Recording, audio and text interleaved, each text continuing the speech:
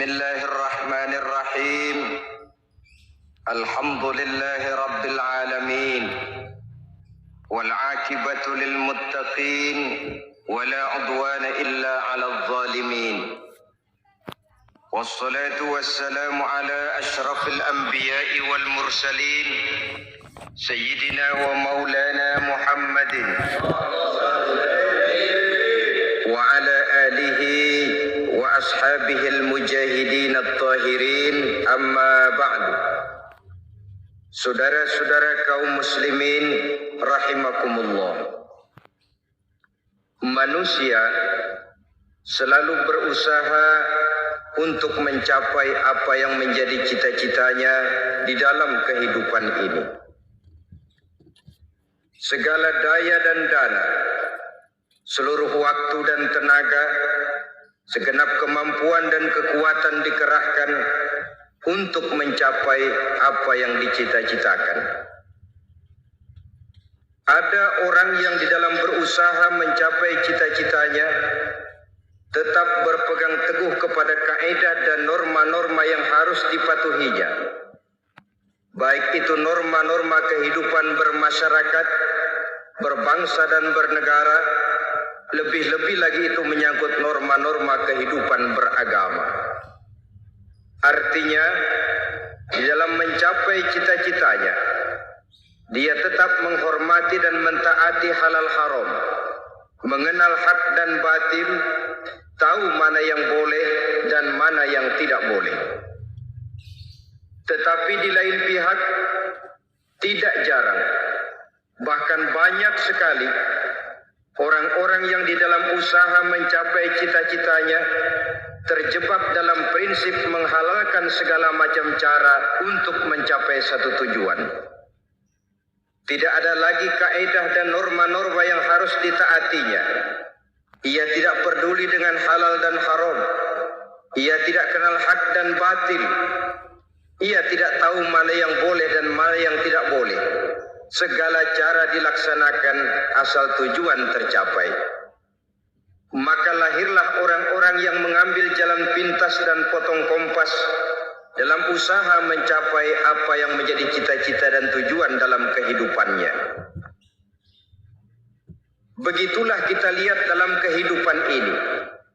Yang di bawah ingin cepat naik ke atas, sementara yang di atas bertahan tidak mau turun dari tahta dan singgasananya. Maka terjadilah benturan-benturan nilai dan kepentingan. Terbentuklah klik, klan, grup, dan sindikat-sindikat yang menyerupai mafia, di mana nilai objektivitas sudah sangat sulit ditemukan. Yang celakanya lagi, lahirlah budaya jilat-menjilat, upeti, dan lain sebagainya asal tujuan bisa tercapai. Sementara itu yang miskin ingin cepat menjadi kaya, sedang yang kaya ingin menjadi lebih kaya lagi. Kalau boleh tidak hanya sekedar dia saja yang kaya, anaknya harus kaya, cucunya tidak boleh miskin dan kere, bahkan cucu daripada cucunya pun harus jadi orang-orang kaya. Ini keinginan yang wajar. Setiap orang tua tentu tidak ingin meninggalkan anak cucunya dalam keadaan miskin dan terlunta-lunta. Yang tidak wajar kalau keinginan itu membuat orang lalu menghalalkan segala macam cara, menyalahgunakan fasilitas yang dimilikinya, apalagi kalau dia berada dalam satu posisi di mana seharusnya dia memberikan contoh dan keteladanan. Maka akibatnya timbullah krisis wibawa, yang dari krisis wibawa ini mengendorlah disiplin. Sesungguhnya orang lalai, orang tidak mau berdisiplin karena di mukanya, di matanya, dalam pandangannya tidak ada lagi orang yang dianggapnya berwibawa. Dan wibawa itu hilang oleh karena orang merasa tidak ada keteladanan yang patut dijadikan contoh dalam kehidupannya. Inilah sesuatu yang kurang dirasakan di zaman kita sekarang ini. Bukan kurangnya teori, Bukan kurangnya segala macam kaedah dan dalil, tetapi yang kita rasakan sekarang ini kurangnya contoh dan keteladanan dari orang-orang yang seharusnya memberikan contoh dan keteladanan itu. Berangkat dari sejarah dan kehidupan Rasulullah sallallahu alaihi wasallam, keberhasilan yang beliau peroleh salah satu dasar utamanya ialah satunya kata dan perbuatan. Tidak bermental ganda, tidak bermain minyak di atas air, tidak menggunting dalam lipatan. Lidahnya adalah hatinya, ucapannya adalah perbuatannya, dan apa yang beliau ajarkan kepada orang lain, beliaulah pelaksana pertamanya. Saudara-saudara kaum muslimin rahimakumullah. Sementara itu pada sisi lain, yang miskin ingin cepat menjadi kaya, maka ia terjebak dalam prinsip tujuan menghalalkan cara apapun saja dilaksanakan asal dia bisa segera menjadi kaya. Maka salah satu jalan yang banyak dilaksanakan orang untuk mencapai kekayaan tanpa harus peras keringat dan banting tulang seperti umumnya orang adalah melalui satu jenis permainan yang umumnya kita kenal dengan nama judi. Ada dua bentuk dan pola daripada judi. Walaupun seiring dengan kemajuan ilmu pengetahuan dan teknologi canggih, peradaban manusia semakin tinggi, maka jenis macam judi yang dimainkan oleh manusia ikut-ikut menjadi canggih. Tetapi pada umumnya ada dua jenis macam judi itu. Pertama, ada judi yang dilakukan secara langsung, dalam arti seorang petaruh berhadapan dengan bandar atau orang berhadapan dengan orang. Dari judi yang dilaksanakan secara langsung ini, efek negatif yang segera bisa kita lihat dengan nyata. Pertama, timbulnya rasa dendam dan permusuhan. Walaupun orang nampak duduk berhadap-hadapan, walaupun kelihatannya mereka tertawa satu sama lain, tapi yakinlah itu cuma sekedar kulit saja. Pikiran yang ada dalam benak tiap-tiap orang yang terlibat dalam perjudian tidak lain ialah bagaimana saya bisa mengalahkan lawan main saya. Akibatnya tentu bisa kita pastikan akan timbullah dendam dan permusuhan bagi yang kalah, akan timbullah rasa sombong dan menganggap remeh orang lain bagi yang menang. Yang kedua, lalainya orang kepada apa yang menjadi tanggung jawab dan kewajibannya. Orang bisa lupa kepada anak dan istri. Kalau kepada anak dan istri saja sudah bisa lupa, apalagi kepada yang lain. Sebab anak dan istri memang merupakan bagian daripada kehidupan kita. Konon lagi saudara, konon lagi keluarga yang lain, anak istri saja bisa terlupakan oleh penyakit dan permainan yang bernama judi ini. Yang ketiga, hilangnya rasa sayang kepada harta. Harta yang didapatnya dengan peras keringat dan banting tulang. Mungkin pergi pagi dan pulang sore. Setibanya dia di meja judi, apalagi uang tadi sudah bertukar dengan dalam bentuk koin, maka rasa sayang kepada harta itu tidak akan pernah ada lagi.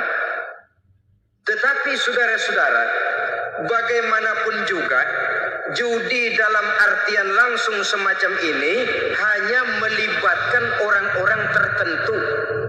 Artinya selektif. Ada judi yang lebih berbahaya daripada jenis ini, perjudian massal. Taruhlah roulette dan kasino itu judi. Tetapi judi jenis roulette dan kasino ini bahayanya hanya untuk orang-orang tertentu yang memang sudah mapan. Kelompok elit. Masa iya bocah angon di kampung main roulette? Apa ia yang tinggal di pinggir kali kenal kasino? Ya entahlah kalau kasino Prambos ya. Dari judi massal semacam ini lahirlah penyakit yang dinamakan tulul amal. Tulul amal, orang yang terlalu panjang angan-angan. Bukan tidak boleh orang bercita-cita, sebab cita-cita itu perlu. Katanya manusia tidak makan masih bisa hidup 1 bulan lebih. Manusia tidak minum masih bisa hidup 3 hari lebih. Tapi manusia tidak punya cita-cita 1 jam pun dia tidak akan bisa hidup. Karena faktor yang membuat kita bergairah menghadapi kehidupan, faktor yang mendorong kita untuk tetap berusaha dan tegar menghadapi resiko, karena adanya cita-cita di dalam kehidupan kita. Tetapi cita-cita tanpa direalisir dengan usaha, cita-cita yang tidak berangkat dari kemampuan yang ada, pada akhirnya hanya akan merupakan cita-cita yang mengawang, tidak akan terwujud dalam kenyataan, dan akan membentuk manusia menjadi orang yang tulul amal, panjang angan-angan, terlalu muluk keinginan, tidak berangkat dari kemampuan dan kesanggupan yang ada pada dirinya sendiri. Maka penyakit inilah yang telah menghasilkan dan melahirkan penghayal-penghayal kelas berat, tukang-tukang ngelamun kelas tinggi yang hidup di angkasa luar. Dan sejarah belum pernah mencatat ada orang menjadi kaya karena judi, itu belum pernah. Saudara lihat saja orang kaya yang namanya Adnan Khashoggi, orang kaya yang namanya Henry Ford, orang kaya yang namanya Aristotle Onassis, orang kaya yang namanya David Rockefeller. Itu seluruhnya menjadi kaya bukan karena mereka terlibat dalam perjudian, tapi karena kerja keras, peras keringat, banting tulang. Dan itu dimulai sejak mereka masih remaja. Sehingga memang ada pepatah, ini baik sekali saya kira. Berpikirlah kamu di waktu pagi, bekerjalah kamu di waktu siang, makanlah di waktu sore, dan tidurlah di waktu malam. Berpikir di waktu pagi artinya belajar di kala muda. Bekerjalah di waktu siang artinya amalkan ilmu itu kalau sudah dewasa. Makanlah di waktu sore, hari tua nanti tinggal menikmati hasilnya. Tidurlah di waktu malam, maksudnya kalau mati, matilah dengan tenang. Logikanya berkaitan. Kalau pagi kita tidak mau berpikir, nanti siang kita tidak akan bisa bekerja. Kalau siang kita tidak mau bekerja, nanti sore makan apa? Kalau sore kita tidak makan, alamat malam tidak bisa tidur. Itu logika. Kalau di kala remaja dan muda kita hanya santai saja, maka hari dewasa kita akan menghadapi hidup ini dengan penuh kebingungan. Kalau hari dewasa penuh dengan kebingungan, alamat hari tua terlunta-lunta. Kalau hari tua terlunta-lunta, kita tidak akan bisa mati dengan tenang meninggalkan alam fana ini. Saudara-saudara kaum muslimin rahimakumullah. Sehingga ada pepatah mengatakan, many a great man start as a newspaper boy, katanya. Banyak orang besar yang mulai pekerjaannya dengan menjual koran. Artinya berangkat dari A.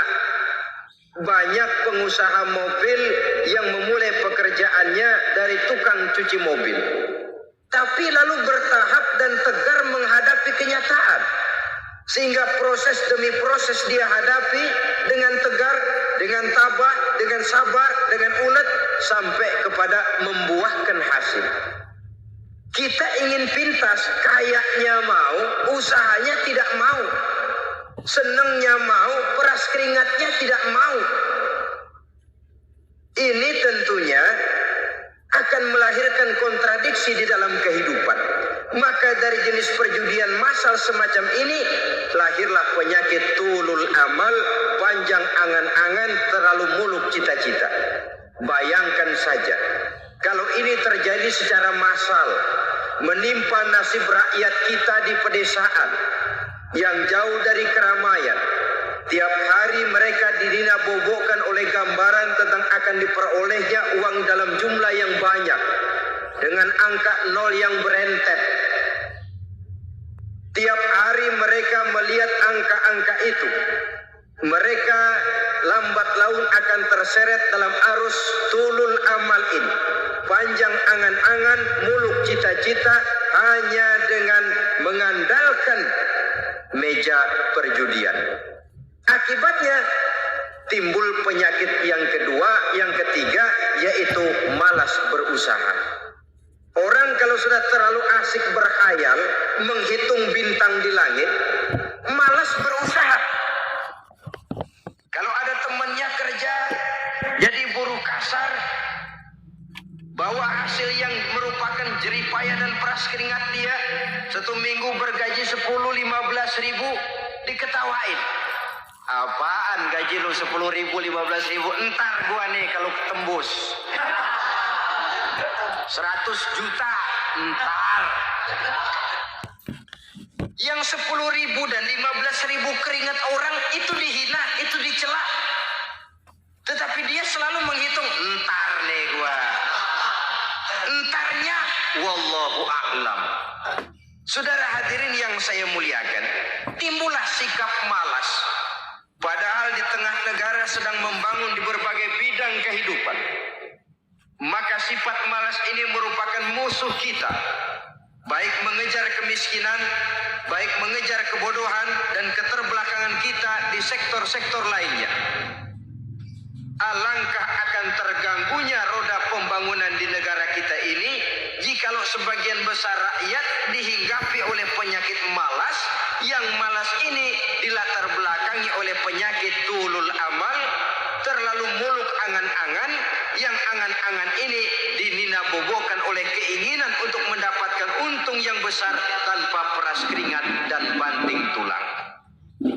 Sasaran yang lebih jauh, dan ini yang paling kita khawatirkan, hancurnya kubu-kubu pertahanan moral daripada bangsa kita.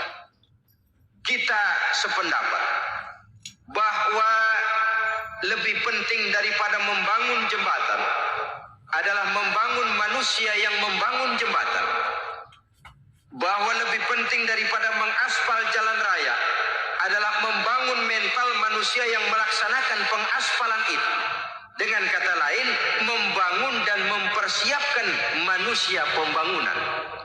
Tanpa itu, maka saya merasa khawatir kalau nanti kita tidak akan sampai kepada target yang kita harapkan oleh karena kandas di tengah jalan. Saudara-saudara kaum muslimin rahimakumullah, Islam sebagai agama yang mengajarkan manusia untuk berusaha dan mengeluarkan segala kemampuan untuk melaksanakan segala usahanya itu, sangat membenci sifat malas, sangat membenci sifat tulul amal atau panjang angan-angan.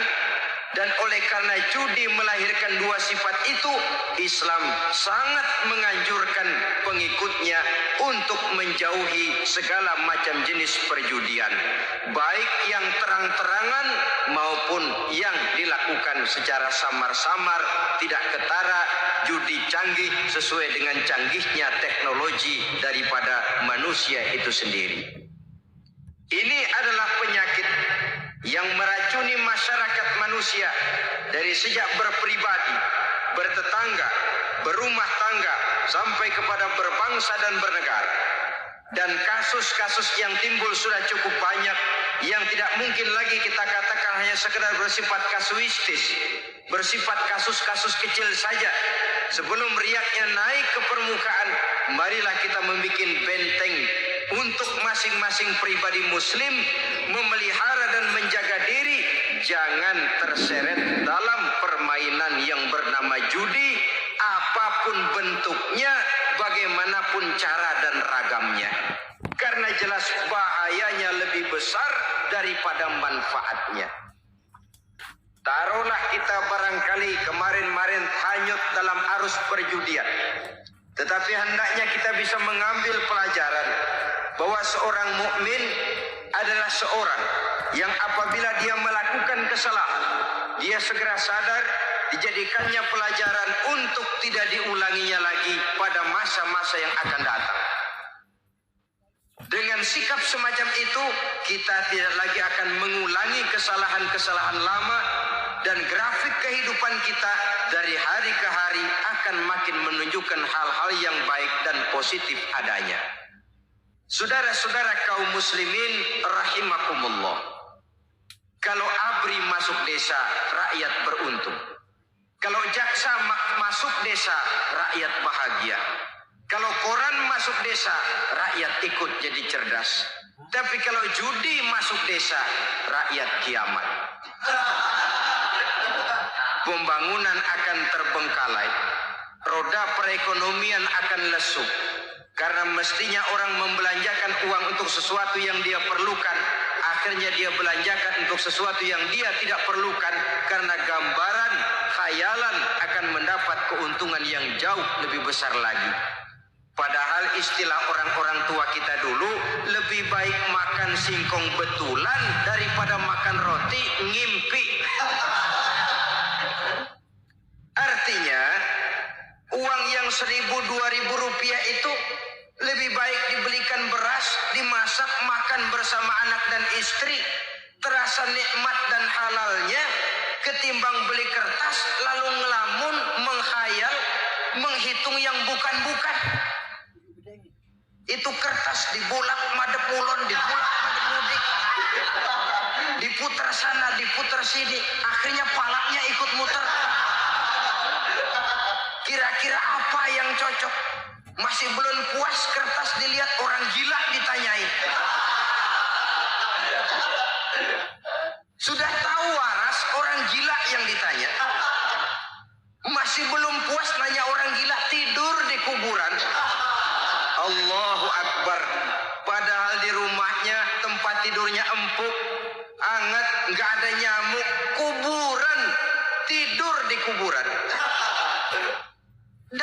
Dampak negatif yang semacam ini pada gilirannya mau atau tidak mau akan menyeberang kepada garis akidah, membahayakan dan mengancam nilai-nilai tauhid yang kita miliki.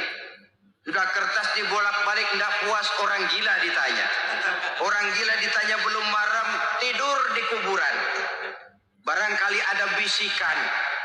Saudara hadirin yang saya muliakan, memang walaupun wahyu sudah berhenti, tapi Allah masih memberikan ilham kepada hamba-hambanya yang dikehendakinya. Tetapi ilham itu bentuknya positif.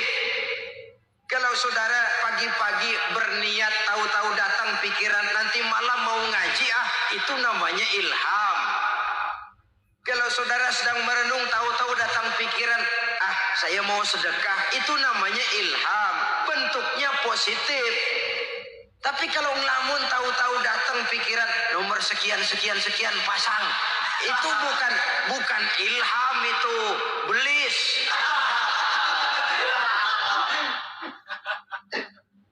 Saudara hadirin yang saya muliakan, tidak puas tidur di kuburan, cari yang lebih paten lagi, dukun ditanya. Nah, saya ingin menuduhkan persoalan. Apa tidak boleh orang ziarah kubur? Apa tidak boleh orang pergi ke dukun? Ini dalam kaitannya dengan judi, karena ini penyakit yang sudah merajalela, mewabah di kalangan masyarakat kita di lapisan yang bawah ini. Saudara hadirin yang saya muliakan, ziarah kubur bukan saja boleh, malah dianjurkan oleh Nabi. Tetapi ziarah kubur yang dianjurkan oleh Nabi itu dengan tujuan pertama, agar orang ingat kepada mati. Kafa bil mauti wa'izah, kata Nabi. Cukup dengan mengingat mati menjadi pelajaran bagi kamu semua. Maka etikanya diajarkan, kalau saudara ziarah kubur sampai di depan pintu kubur itu kan, Assalamualaikum ya ahlal kubur wa inna insyaallahu bikum lahikun. Kami satu saat insya Allah pasti akan menyusul kamu. Kalau kamu sekarang berbaring di sini, satu saat kami akan berbaring di sini. Ziarah kubur mengingatkan orang kepada mati. Orang yang ingat kepada mati, gaya hidupnya lain dengan orang yang tidak ingat mati. Nah, orang kalau nggak ingat mati, gaya hidupnya nggak terkontrol. Kalau dia berkuasa, Fir'aun. Itu nggak ingat mati. Kalau dia kaya, korun. Sudah gambarannya nggak nggak merupakan gambaran-gambaran yang baik. Orang yang ingat mati, dia berkuasa, dia berlaku adil. Suatu saat saya akan mati dan ini akan dimintakan pertanggungan jawab. Orang kaya ingat mati, dia akan jadi pemurah. Kenapa? Kalau saya diberikan ilmu, pertanyaan akhirat cuma satu, ilmumu kau amalkan untuk apa? Kalau saya diberikan umur panjang, pertanyaan akhirat cuma satu, umurmu kau habiskan di mana? Tapi jikalau saya diberikan harta, pertanyaan akhirat ada dua, hartamu kau dapat dari mana, kau belanjakan kemana? Depannya ditanya, belakangnya ditanya. Dapat dari mana, dibelanjain kemana? Sebab dua-duanya berkaitan dengan kegiatan.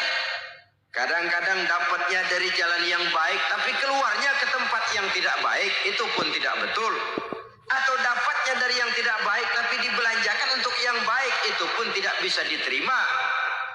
Oleh karenanya, dengan mengingat mati, gaya hidup seseorang jadi terkontrol karenanya. Yang kedua, dianjurkan kita untuk berziarah kubur itu mendoakan orang-orang yang sudah meninggal. Mal mayyitu fi qabrihi illa kal gharikil mutaghawis, kata Nabi. Orang yang sudah meninggal itu di alam barzahnya adalah seperti orang yang tenggelam di lautan, menunggu doa dari keluarganya yang masih hidup. Apakah itu anaknya, kemenakannya, cucunya, dan lain sebagainya.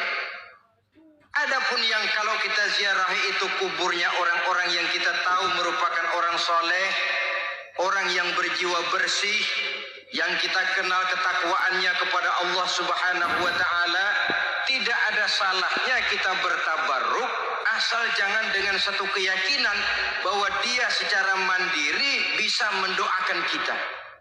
Dia hanya bisa melakukan itu hanya dengan izin Allah. Nah, umumnya orang kalau sudah ziarah ke kubur-kubur keramat itu Allahnya kelupaan. Itu yang dikhawatirkan merusak dan mengganggu akidah. Sehingga di awal-awal perkembangan Islam, Nabi pernah melarang orang ziarah kubur itu. Ini bisa kita simak dari hadis, kuntu nahaitukum an ziyaratil qabri fazuruha. Dahulu aku pernah melarang kamu untuk ziarah kubur. Adapun sekarang kalau mau ziarah, ziarahlah kamu.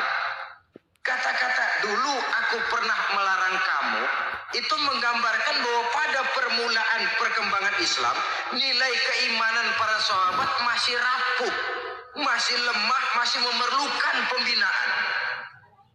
Sehingga kalau mereka sering ke kubur, dikhawatirkan mereka minta kepada kubur. Nah, tetapi tatkala nilai keimanannya sudah mapan, sudah kuat, kata Rasul, fazuruha. Adapun sekarang kalau mau pergi berziarah, ziarahlah kamu. Saudara hadirin yang saya muliakan, jadi jangan melupakan Allah. Saya bisa saja berkata, kalau saya misalnya pakai cincin, lalu saya bilang, saya sejak pakai cincin ini, jangan anak gadis, nenek-nenek melihat saya lemes. Atau sejak pakai cincin ini, dagangan laris bener. Cincin itu yang menggelincirkan akidah. Untuk tidak tergelincir, orang harus tidak melupakan Allah. Dia bisa berkata, alhamdulillah, Allah memberikan keistimewaan kepada batu cincin saya. Batu cincinnya tidak apa-apa, Allah yang memberikan keistimewaan.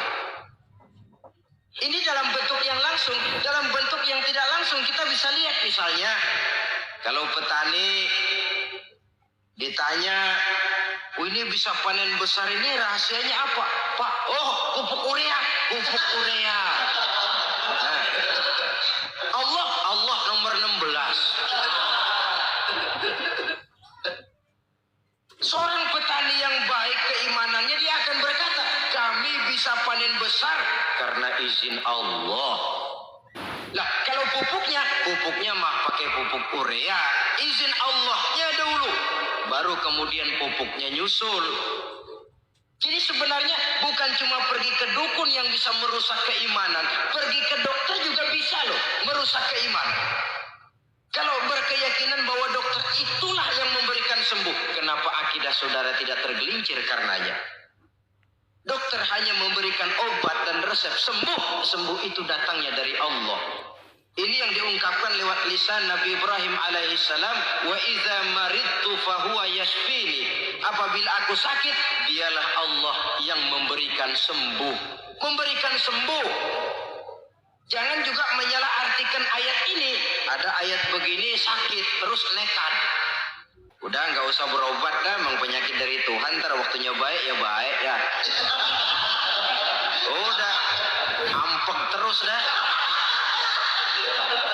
Orang yang berobat saja belum tentu sembuh, apalagi yang tidak berobat.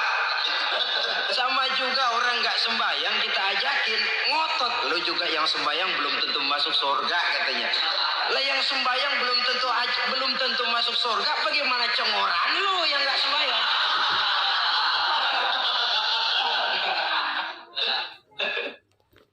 Saudara hadirin yang saya muliakan, kaum muslimin yang berbahagia. Jadi dengan demikian, maka jangan menghilangkan Allah. Kita, ajaran pokok dalam Islam adalah ajaran tentang tauhid.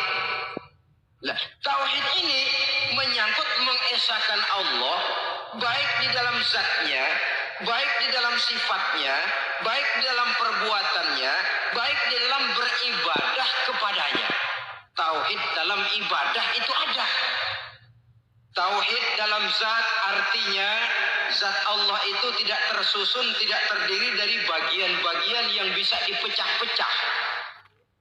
Ya seperti kita ini kan ada kepala, ada kaki, ada tangan.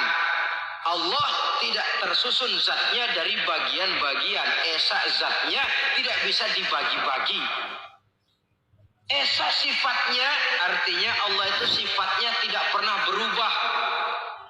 Sejak dahulu sampai sekarang Allah itu cinta kepada orang beriman yang melakukan kebaikan.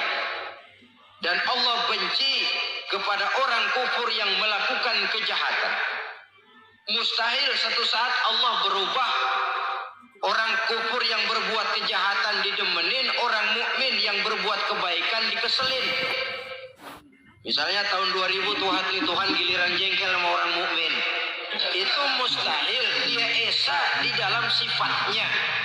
Lain dengan sifat kita manusia. Sifat kita ini kan relatif. Ada saatnya kita senang, lain saat yang kita senang betul kita caci maki. Hari ini kita caci maki, besok kita puji. Lihat teman kaya, habis kita omongin. Boleh jadi dia kaya, kenapa? Dukunnya 36. Begitu kita habis caci maki begitu, dia datang ngasih duit sama kita. Cacian itu bisa berubah menjadi pujian. Lu ya emang bukan main dah. Sifat kita itu relatif, bisa terpengaruh oleh situasi dan kondisi. Saudara hadirin yang saya hormati, kaum muslimin yang berbahagia, Allah juga esa di dalam perbuatannya. Artinya di dalam menciptakan apapun yang akan diciptakan oleh Allah, di dalam melakukan apapun yang akan dilakukan oleh Allah, tidak terikat kepada faktor lain, tidak memerlukan bantuan lain. Dia adalah mutlak. Nah, kemudian kita mengesahkan Allah dalam zatnya, mengesahkan Allah dalam sifatnya, mengesahkan Allah dalam perbuatannya. Belum tentu berarti kita mengesahkan Allah dalam ibadahnya. Sebab banyak orang yang yakin betul Allah itu esa, teguh dengan pendiriannya. Tuhan lu siapa? Allah. Allah bagaimana? Esa. Bagaimana kalau 2? Kagak. 3? Enggak. Mantap. Soal tahlil paten. Tapi dalam ibadah kadang-kadang dia tidak mentauhidkan Allah. Ini makna wa ma umiru illa liya'budullaha mukhlisin. Kami tidak memerintahkan kepadamu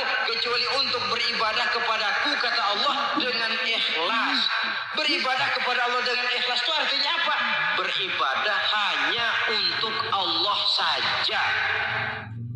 Nah, kalau hanya untuk Allah saja, lalu kita minta berdoa di depan kuburan orang yang soleh, apa syirik? Tidak syirik. Kalau kita berkeyakinan bahwa orang tempat kita memanjatkan doa itu hanya bisa mendoakan kita dengan izin Allah. Dia sendiri tidak punya kekuasaan apa-apa. Tanpa izin Allah, dia tidak bisa berbuat apa-apa. Itu tidak menyebabkan orang menjadi syirik. Sama saja dengan kalau saya berkata tadi, alhamdulillah Allah telah memberikan keistimewaan kepada batu cincin saya. Apa salahnya Allah memberikan keistimewaan kepada benda-benda mati? Allah memberikan keistimewaan kepada Hajar Aswad, benda mati. Allah memberikan keistimewaan kepada Masjidil Haram, benda mati.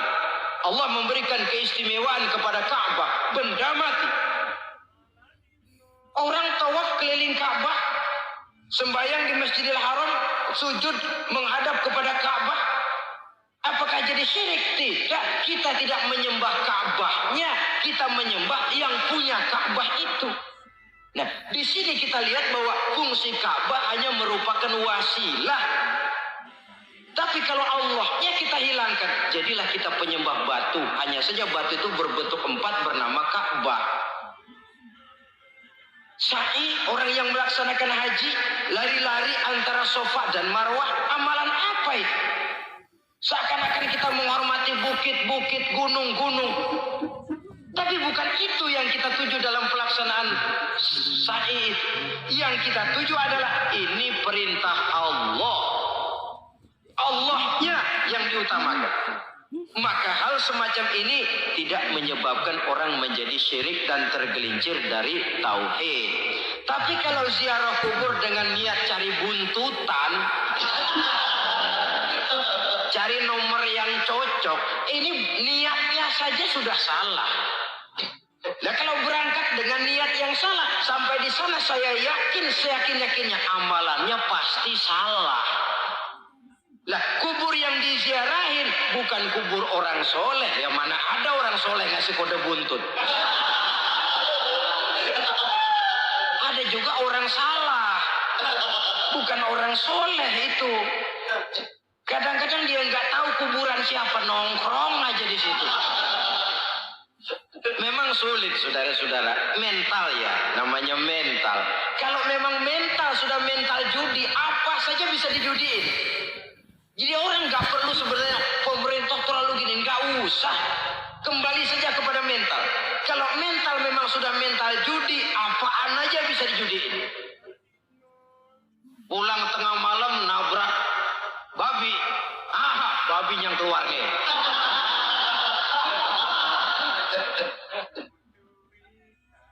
Mobil lewat nomornya bisa dijudiin. Bajai lewat, bajai bisa dijudiin. Mental. Kalau memang mental sudah mental judi, apapun saja bisa dijudikan. Saudara hadirin yang saya muliakan, lalu bagaimana dengan dukun? Ya, saudara hadirin, pergi ke dukun hakikatnya sama dengan pergi ke dokter. Orang berusaha melaksanakan yang namanya syariat, hakikatnya kembalikan kepada Allah. Syariatnya kita laksanakan.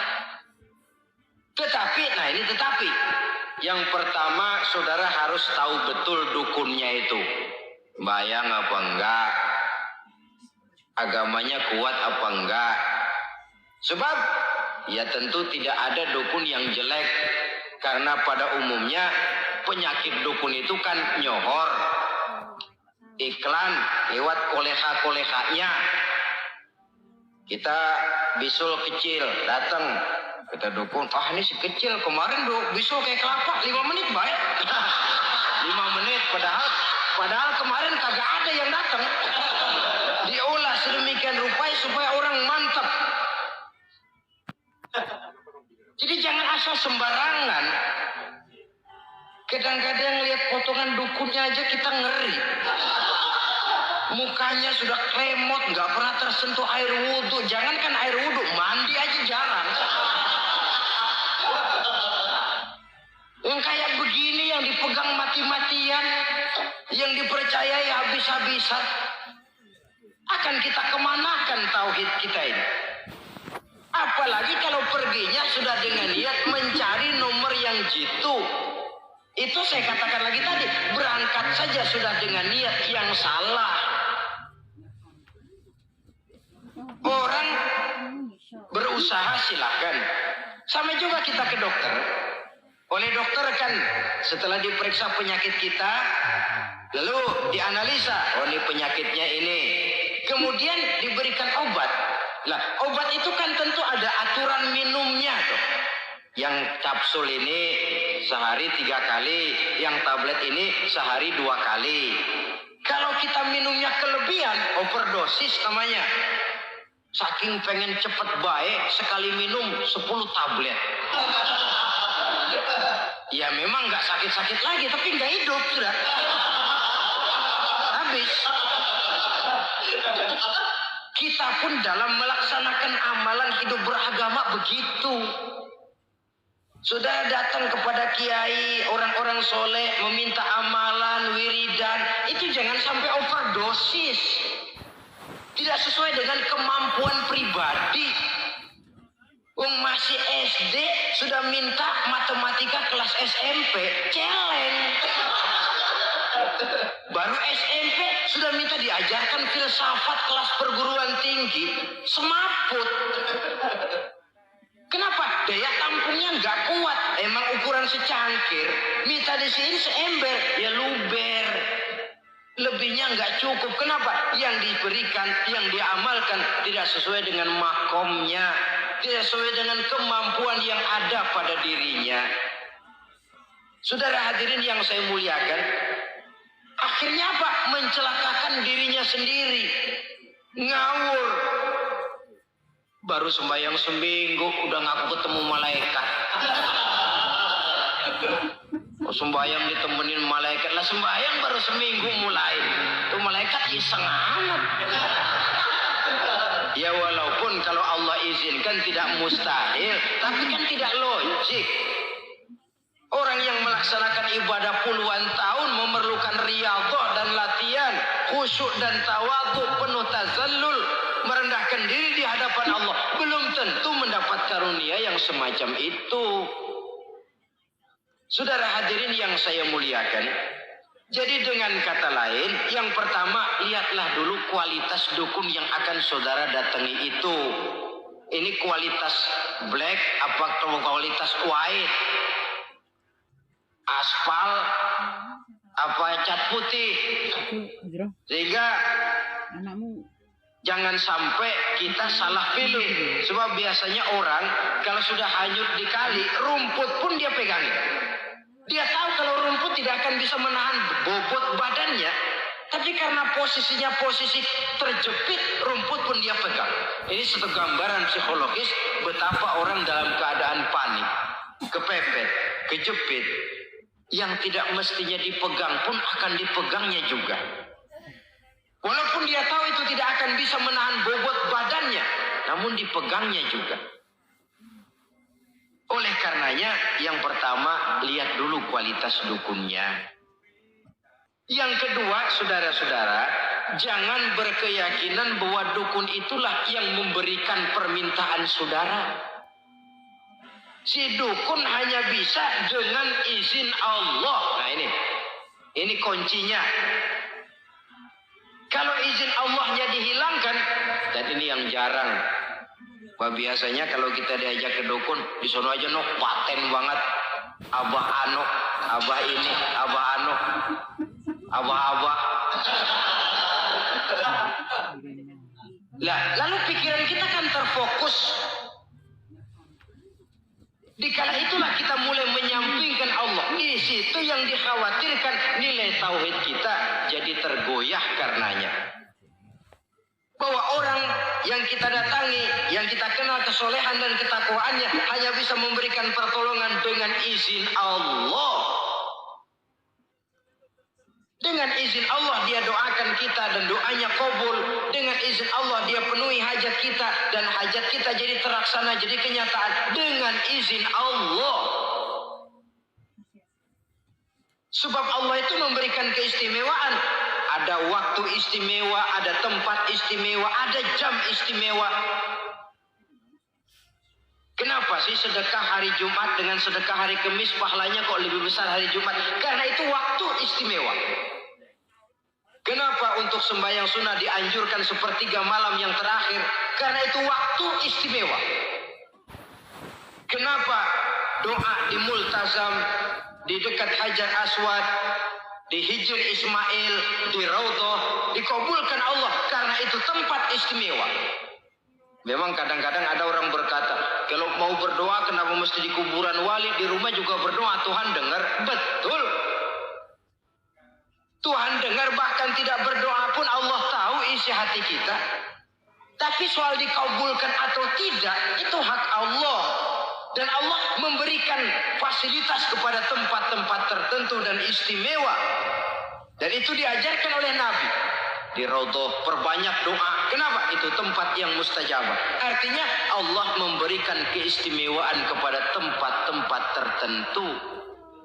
Dalam konteksnya dengan ini, makom para aulia, para wali, para ulama soleh, tidak ada salahnya kita berdoa di sana, bertawassul.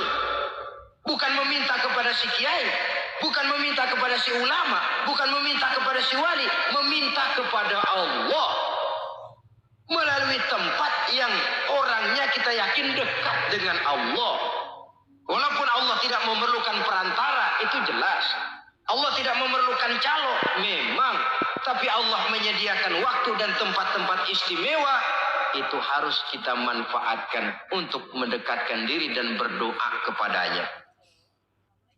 Saudara-saudara kaum muslimin rahimakumullah. Saya kembali dalam konteksnya dengan dukun yang akhir-akhir ini jadi populer karena merajalelanya judi sampai kepada desa-desa, pedesaan-pedesaan terpencil, yang akibatnya menjauhkan orang dari nilai tauhid. Padahal benar kalau orang berkata kazabal munajjimun walau sodaku. Tukang-tukang ramal itu bohong walaupun benar. Kalaupun betul, kebetulan. Itu maksudnya bohong walaupun betul. Betulnya betul kebetulan. Maka para remaja itu biasanya gemar kepada membaca bintang Anda minggu ini. Kan begitu toh? Nah, apa Aries, apa Virgo, apa Leo dan sebagainya. Dan itu memang menarik untuk dibaca. Rezeki sebelah kulon. Asmara anget. Saudara hadirin, hal yang semacam ini boleh saja untuk dibaca, tapi tidak untuk diyakini kebenarannya. Boleh saja untuk dibaca, tapi tidak untuk diyakini kebenarannya. Karena meyakini kebenarannya sama saja dengan mendahului Allah. Dan itu bisa menggelincirkan nilai-nilai tauhid kita. Tauhid dalam ibadah saya katakan tadi, menyembah hanya kepada Allah, bermohon hanya kepada Allah dengan menggunakan fasilitas-fasilitas yang disediakan oleh Allah, baik berupa waktu maupun tempat-tempat tertentu. Dan orang-orang, kalau waktu dan tempat saja ada yang diberikan keistimewaan oleh Allah, padahal tempat itu benda mati, apalagi manusia yang merupakan makhluk hidup. Saudara hadirin yang saya muliakan, saudara-saudara kaum muslimin yang berbahagia, sehingga dengan demikian kita tetap menjaga nilai-nilai akidah. Dan dengan ini syariat kita laksanakan tanpa membuang hakikat. Sebab hakikat tanpa syariat itu kosong. Syariat tanpa hakikat juga tidak ada tujuan. Yang penting hati bersih, nggak sembahyang nggak apa-apa. Mana bisa begitu, Mas? Kalau memang hati bersih nggak usah sembahyang nggak apa-apa. Nabi Muhammad dulu berhenti dong sembahyang. Sebab beliau orang yang hatinya paling bersih. Nah, orang yang hatinya paling bersih saja sembahyang yang nggak berhenti, masa kita lalu mau berhenti? Yang penting kan kita bisa dekat dengan Allah melalui perasaan, banyak-banyak ingat. Apa itu sembahyang? Macam-macam. Itu hakikat saja tanpa syariat ia tidak bisa. Syariat saja tanpa hakikat juga gerak lahir yang tanpa roh namanya. Kita melakukan sholat tapi kita tidak tahu untuk apa kita sholat dan kenapa kita sholat dan siapa yang kita sembah di dalam kita sholat. Sehingga dengan demikian keduanya tidak bisa terpisahkan satu sama lain. Seperti halnya kulit dan isi. Barangkali pernah saya ingatkan, kulit penting, isi pun juga penting. Hakikat penting, syariat juga penting. Dan kita jangan salah mengartikan terjebak dalam ucapan-ucapan yang masih memerlukan penafsiran. Sehingga lalu kita cenderung mendiskreditkan dan menjelekkan para wali. Misalnya, ada ucapannya Syekh Abdul Qadir Jailani yang berkata begini, barang siapa yang masuk ke rumahku, lalu ia memakan makananku, maka ia akan masuk surga. Ini kalau ucapan ini dipahami secara apa adanya, ya jelas orang bisa tergelincir. Tapi kalau ditafsirkan secara betul, siapa yang masuk ke dalam rumahku? Di mana rumah Syekh Abdul Qadir? Di mana umumnya rumah para wali? Di masjid. Jadi siapa yang masuk ke dalam rumahku? Masjid. Lah kalau sudah di dalam masjid, makanannya apa?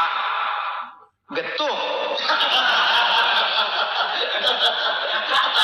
Tentu saja tidak. Kalau sudah di masjid itu ya makanannya ya wirid, zikir, tahajud, baca Quran, paling kurang iktikaf. Jadi siapa yang masuk ke masjid lalu dia sujud, wirid, zikir, ya jelas saja surga. Jangan membaca ucapan ini lantas rame-rame nyari bekas rumah Syekh Abdul Qadir. Rame-rame masuk ya rumah kecil. Saudara hadirin, kita terlalu terpaku kepada materi ucapan dan melupakan filsafat daripada ucapan itu sendiri. Dalam kondisi yang sedemikian, sangat boleh jadi orang lalu tergelincir karenanya. Oleh karena itulah saudara-saudara, saya kembali kepada satu prinsip. Bahwa sebenarnya dengan tidak perlu menyalahkan pihak-pihak lain, mari kita kembali kepada sikap mental kita sebagai muslim. Kalau mental memang sudah mental penjudi, apapun bisa dijudikan. Tapi kalau mental itu tidak ada, walaupun di kiri kanan dan depan belakang banyak dibuka tempat-tempat perjudian, saya yakin kita akan mampu menahan dan menjaga diri. Sikap mental inilah yang memerlukan pembinaan dari kita semua. Sehingga dengan demikian kita akan menjadi pribadi-pribadi yang bisa bertahan dari segala gempuran-gempuran yang datang dari luar karena adanya prinsip ketahanan mental itu tadi. Sekali lagi saya ingatkan bahwa judi selamanya tidak akan pernah mendatangkan kebahagiaan.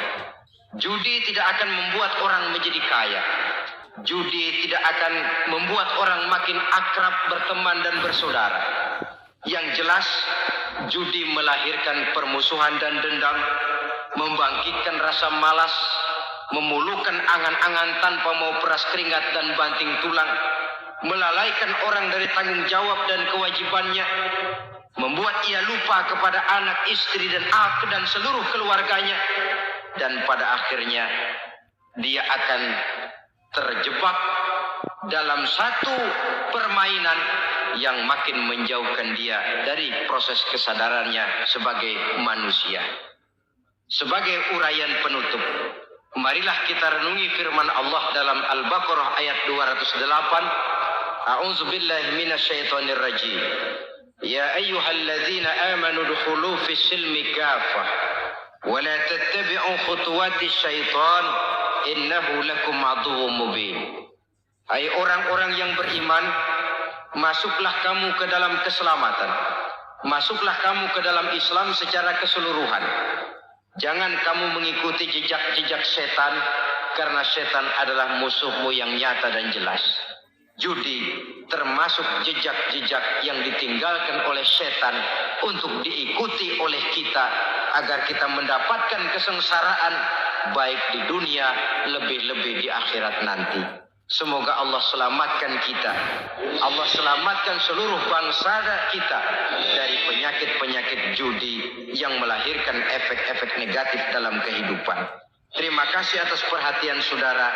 Mohon maaf atas segala kekurangan. Usikum wa nafsi bitaqwallah. Wassalamualaikum warahmatullahi wabarakatuh.